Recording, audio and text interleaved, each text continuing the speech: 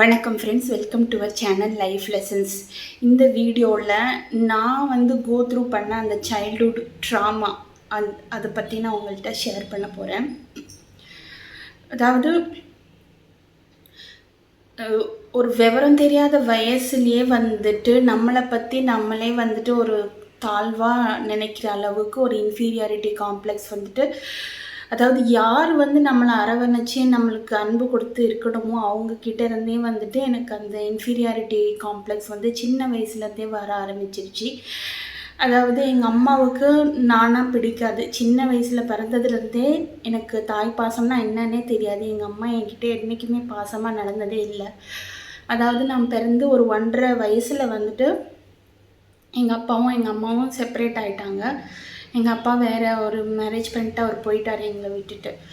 So அதுலேருந்து எங்கள் அம்மாவுக்கு என்னென்னா, என்னால் தான், நான் பிறந்த நேரம் தான் சரியில்லை, நான் பிறந்ததால தான் அவங்க பிரிஞ்சிட்டாங்க அப்படின்னு சொல்லிட்டு என்னை சின்ன வயசுலேருந்தே பிடிக்காது.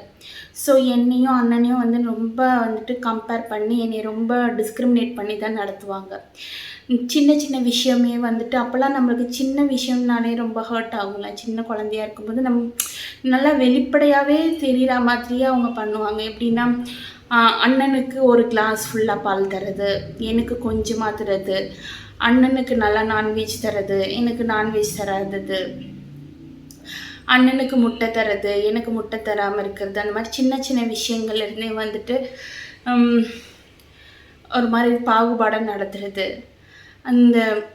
அது வழி வழியாக இருந்தது. எங்கள் பாட்டி எங்கள் அம்மாவுக்கு பண்ணது, எங்கள் அம்மா எனக்கு பண்ணது. அந்த மாதிரி இந்த ஜெண்டர் டிஸ்கிரிமினேஷன்றது பொதுவாகவே எங்கள் வழிமுறையிலே இருந்திருக்கு.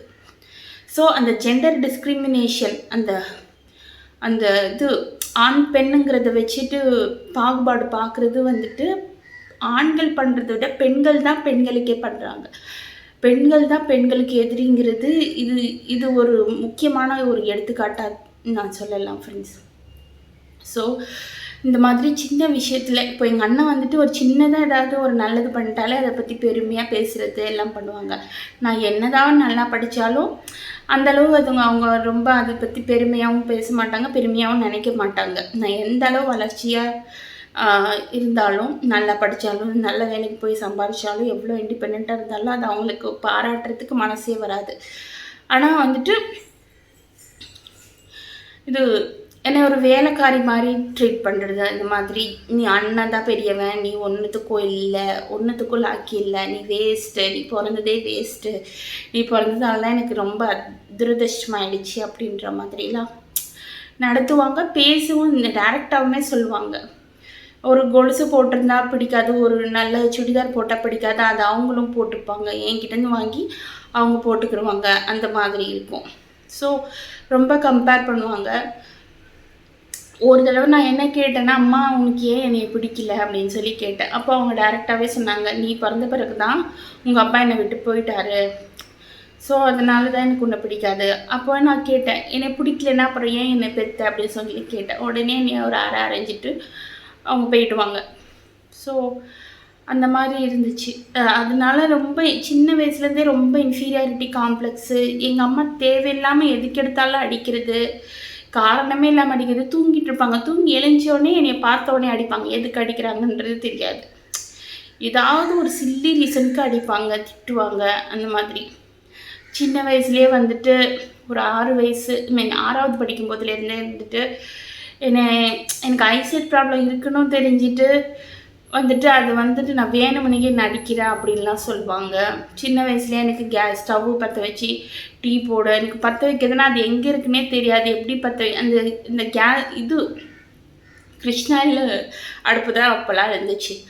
ஸோ அதில் எப்படி பற்ற வைக்கிறதுலாம் தெரியாது எனக்கு. அடி வாங்கி அடிச்சுட்டே சொல்லி தருவாங்க. ஸோ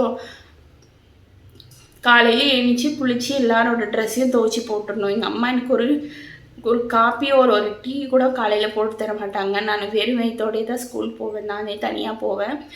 ஸ்கூல் போயிட்டு அங்கே மத்தியானமாக சாப்பாடு போடுவாங்க, சத்துணவு சாப்பாடு. ஸோ அதுதான் நான் அன்றைக்கி சாப்பிட்ற முதல் சாப்பாடாக இருக்கும். ஸோ அந்த மாதிரி அங்கே நிறைய ரோடில் போகும்போது கிராஸ் பண்ணுற இடம்லாம் இருக்குது. எனக்கு ஐசைட் ப்ராப்ளம் இருந்து நான் எப்படியோ ஒரு தடவையும் பயந்து தான் கிராஸ் பண்ணுவேன் அந்த ரோடெல்லாம். யாரோட ஹெல்ப்பும் இருக்காது. எங்கள் வீட்லேயும் என்னை பற்றி கவலைப்பட மாட்டாங்க. எங்கே போவான், எப்படி போயிட்டு வருவான்றதை பற்றியும் கவலைப்பட மாட்டாங்க. ஸோ அப்படி தான் போச்சு என்னோடய அந்த ஸ்கூல் லைஃப், காலேஜ் லைஃப் எல்லாமே. நான் நிம்மதியாக இருந்தது, நான் சொந்த காலில் நிற்க ஆரம்பித்த பிறகு தான் வந்துட்டு எனக்கு நான் என்னென்ன ஆசைப்பட்டேனோ எல்லாமே நான் வாங்கிக்கிட்டேன். அந்த மாதிரி என்னன்னாலே கேர் பண்ணது, எனக்குள்ளே இருக்க அந்த இன்ஃபீரியாரிட்டி காம்ப்ளெக்ஸ் போனது எல்லாமே வந்துட்டு நான் படித்து நான் எப்போ சம்பாதிக்க ஆரம்பிச்சேன்னா எனக்கு அப்போ தான் எனக்கு ஒரு விடிவு காலமே வந்துச்சு. அதுக்கு முன்னாடி யாரையுமே நேராக கண்ணை பார்த்து கூட பேசுறதுக்கு தைரியம் இருக்காது. யாரை பார்த்து பேசினாலும் கை கால்லாம் உதறல் எடுக்கும். எல்லாரோட நான் ரொம்ப இன்ஃபீரியருன்ற அந்த ஃபீலிங்கே இருக்கும். ஸோ அந்த இன்ஃபீரியாரிட்டி காம்ப்ளெக்ஸ்லேருந்து வெளியே வர நான் ரொம்ப கஷ்டப்பட்டேன். எப்போ எனக்கு வந்து அது வெளியில் வரதுக்கு எப்போ இருந்ததுன்னா, நான் எனக்கு காலேஜில் நான் ஹாஸ்டல் சேர்ந்தேன். ஸோ ஹாஸ்டல் சேர்ந்த பிறகு எப்போ நான் எங்கள் அம்மா விட்டு எங்கள் வீட்டை விட்டு வந்து அந்த டாக்ஸிக்கான என்விரான்மெண்ட்லேருந்து வெளியில் வந்தேனோ அப்போது தான் என்னால் அந்த இன்ஃபீரியாரிட்டி காம்ப்ளெக்ஸ்லேருந்தே வெளியில் வர முடிஞ்சுது. அப்போ தான் என் கூட படிக்கிற மற்ற பெண்கள்லாம் பார்த்தேன். ஸோ அவங்களாம் எப்படி இருக்காங்க, அவங்க வீட்டிலலாம் எப்படி ட்ரீட் பண்ணுறாங்க, அதெல்லாம் பார்த்துட்டு அப்போ தான் எனக்கு புரிஞ்சது தப்பு என் மேலே இல்லை. என்னைய கரெக்டாக வளர்க்காத, எனக்கு முறையான ஒரு மதிப்பு மரியாதை கொடுக்காம என்னை வளர்த்த என்னோடய பேரண்ட்ஸ், என்னோடய வீட்டில் என்னோடய ஃபேமிலி மெம்பர்ஸ் தான் காரணம் அப்படிங்கிறது எனக்கு அப்போ தான் புரிஞ்சது. ஸோ ஒன்றா நான் அனுபவப்பட்டு கற்றுக்கிட்டது தான் இன்றைக்கி வந்துட்டு ஒரு தைரியமாக உங்கள் முன்னாடி நான் இன்றைக்கி பேசிகிட்ருக்கேன் ஃப்ரெண்ட்ஸ். அதனால் இப்போ எப்படியெல்லாம் என்னையும் எங்கள் அண்ணனையும் கம்பேர் பண்ணாங்களோ, கம்பேர் பண்ணதுக்கு ஸோ எங்கள் அண்ணனு வந்துட்டு ஒரு வசதியாக பேசும்போது அவனுக்கு வந்துட்டு அது ஒரு ஏறிடும் தலைக்கு அந்த பெருமை. ஸோ என்ன சொல்லுவாங்க, எங்கள் அம்மா நீ மட்டும் நல்லா படிக்கிற, அவனுக்கு சொல்லி கொடு அப்படின்னு சொல்லுவாங்க. ஸோ நான் சொல்லி தான் தருவேன். சொல்லி தந்தால் எங்கள் அண்ணனுக்கு ஒரு ஈகோ, என்னோட தங்கச்சி எனக்கு சொல்லித்தரதா அப்படி சொல்லிவிட்டு என்னையவே அடிச்சுட்டு என்னையவே சொல்லித்தர சொல்லுவான். அந்த மாதிரி என்கிட்டேருந்து அவனுக்கு கற்றுக்கிறதுக்கும் கஷ்டமாக இருக்குது, கற்றுத்தரலைன்னா அவனுக்கு வேறு யாரும் சொல்லித்தரத்துக்கும் இல்லை. அந்த மாதிரி போச்சு. ஸோ அப்படிலாம் கம்பேர் பண்ணி என்ன சொல்கிறது, நீ தான் மட்டும் அப்படின்னு சொன்னவங்க. எங்கள் அண்ணா வந்துட்டு 10th தான் முடித்தான். அதுக்கப்புறம் அவனுக்கு படிக்க விருப்பம் இல்லை, படிக்கவும் வரல. 10th பார்டர் தான் பாஸ் பண்ணான். ஸோ 11th சேர்த்து விட்றோன்னாலும் அவன் கேட்கல. ஸோ அதுக்கப்புறமா வந்துட்டு துணி கடையில் அந்த மாதிரி தான் ஒரு 10,000 சம்பளத்துக்கு அப்படி தான் வேலை பார்த்துட்ருக்கான் இப்போ வரைக்கும். இன்றைக்கி எல்லாமே அடி வாங்கி நிறையா பாடம் கற்று இன்றைக்கி நான் ஒரு டிகிரி முடிச்சிருக்கேன். ஒரு ஐடி ஃபீல்டில் 10 years கம்ப்ளீட் பண்ணியிருக்கேன். இன்றைக்கி நானே சொந்த வீடு என்னோடய சம்பாத்தியத்தில் வாங்கியிருக்கேன். எனக்குன்னு ஒரு கல்யாணம், எனக்குன்னு 2 குழந்தைங்கன்ட்டு இன்றைக்கி என் வாழ்க்கையை நான் என்னோடய சொந்த முயற்சியில் நேர்கொண்டு வந்திருக்கேன். ஸோ நம்மளால் சொல்ல முடியாது யாருக்குள்ளே என்ன திறமை இருக்குது, கடவுள் யாருக்கு என்ன திறமை கொடுத்துருக்காங்கிறத நம்மளால் கணிக்கவே முடியாது. அதனால் யாரையுமே நம்ம வந்து ஒரு தாழ்வாக எடை போடக்கூடாது ஃப்ரெண்ட்ஸ். ஸோ அதுதான் நான் சொல்ல விரும்புகிறது. ஸோ வீடியோ பிடிச்சதை சப்போர்ட் பண்ணுங்கள். வீடியோ பார்த்ததுக்கு நன்றி.